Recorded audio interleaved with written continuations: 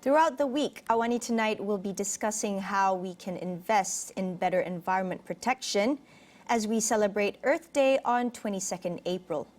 For today, we have the Sea Monkey Project, an NGO dedicated to creating ocean plastic solutions in education, to share their insights about root causes of the problem and more. The root problem of plastic pollution is enormous. It's far and wide. It stems from lack of education and awareness in the youth, and that's not necessarily because they don't want to, it's because it's not there. The collection facilities and collection programs are not up to speed. The general public don't actually understand what actually needs to be recycled and how to do it effectively and efficiently. So it's a very far-reaching problem. It affects our waterways because all of us are drinking water, all of us are eating food that has water coming from them.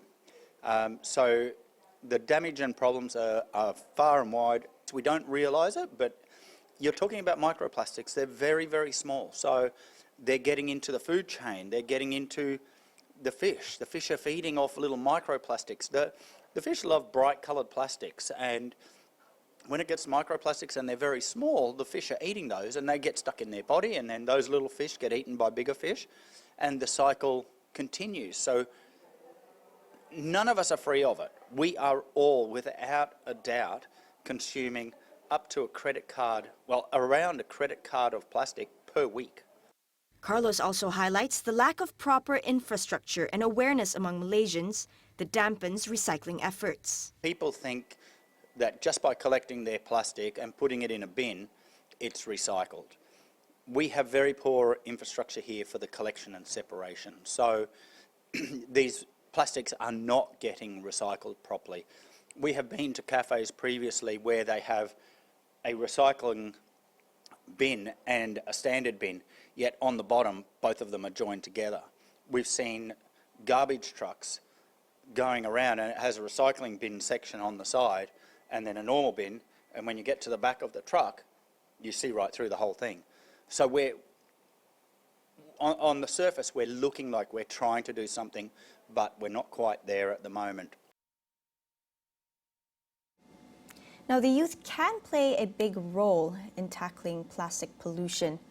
Carlos calls on the private sector and civil societies to assist the government in funding more education programs to get the youth more involved.